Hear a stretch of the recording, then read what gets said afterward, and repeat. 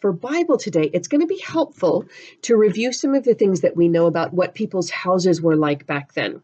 So, even more than just houses, think about their cities. We talked about how being up on a hill was kind of good because then you could see farther out.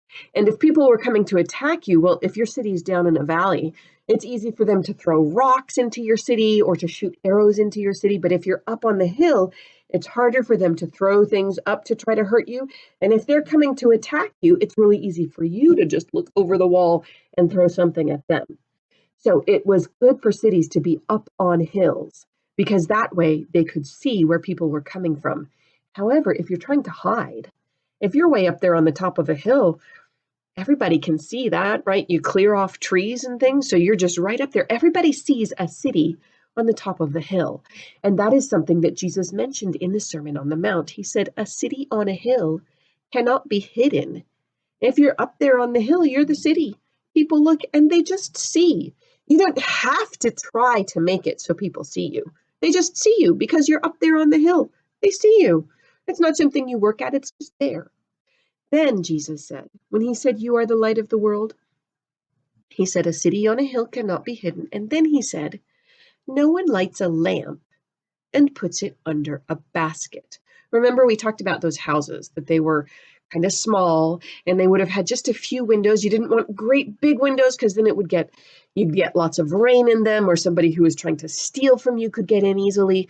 You would have some windows to get some ventilation and some light in, but not lots of windows and not very big windows. So the lamp you would have would be important. Jesus said, when people light a lamp, they don't put it down and put a basket over it. When people light a lamp, they put it up on a shelf so that it gives light to everybody in the house. Now, there were a couple of ways that might have happened.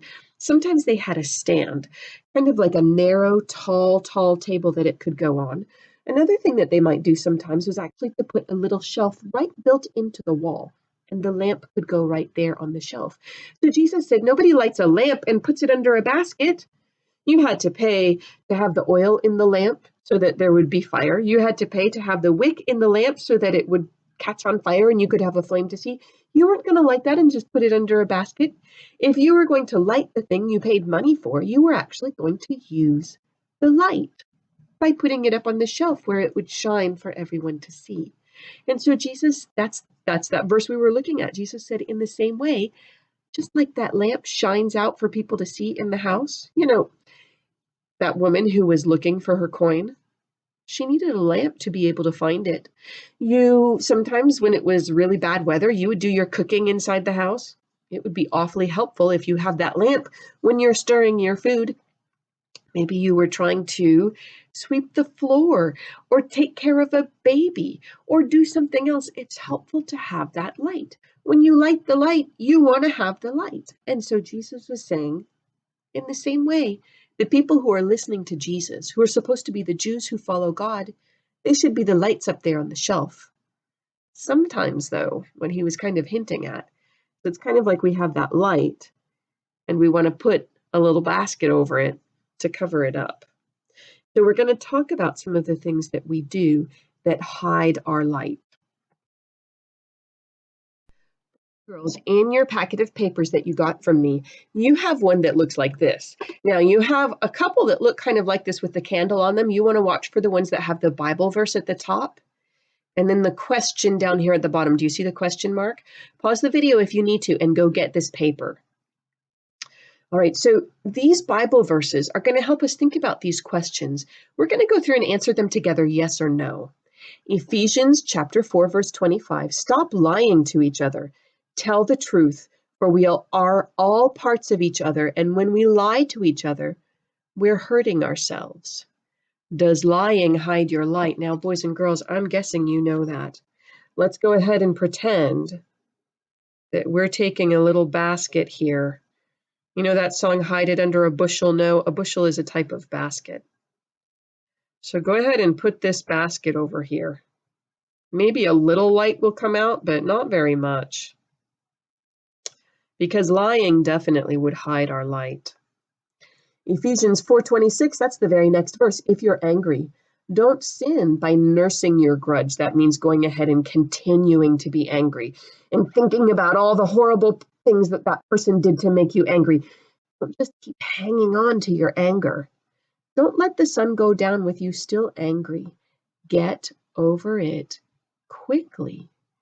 Does anger hide your light? Now, boys and girls, I'm going to add in here, does staying angry hide your light? Because we know anger just sometimes happens, but we can nurse our grudge. We can hang on to staying angry, or we can learn to let it go. Well, staying angry, that does hide our light, doesn't it? So we're going to go ahead and draw that basket here over the light again. It's been hidden. Ephesians 4:28, just a little bit later. If anyone is stealing, he must stop it and begin using those hands of his for honest work so he can give to others in need. Does stealing hide your light? Boys and girls, you know, if someone has stolen from you, do you feel God's love through that or not? Stealing isn't something where it helps teach people about Jesus. Ephesians 4:29, the next one, don't use bad language. Say only what is good and helpful to those you're talking to. Guys, is it enough for it to be true? It's not. It has to be good and helpful also. What will give them a blessing?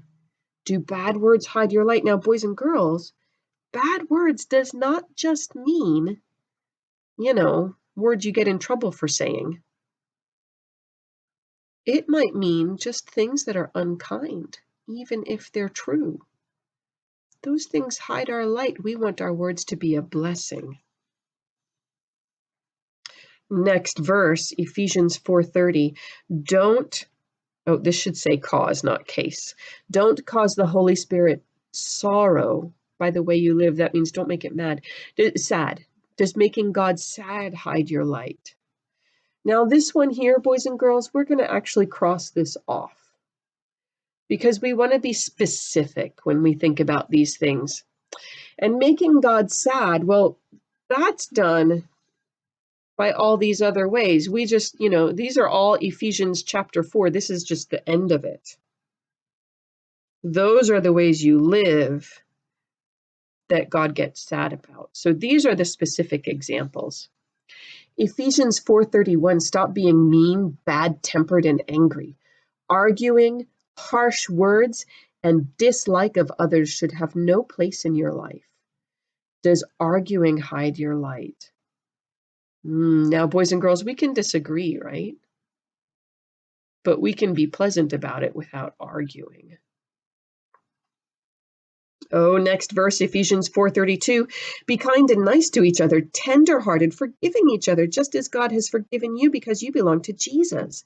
This is one of the examples Jocelyn gave for ways to shine your light. Does forgiving others hide your light? No, it does not.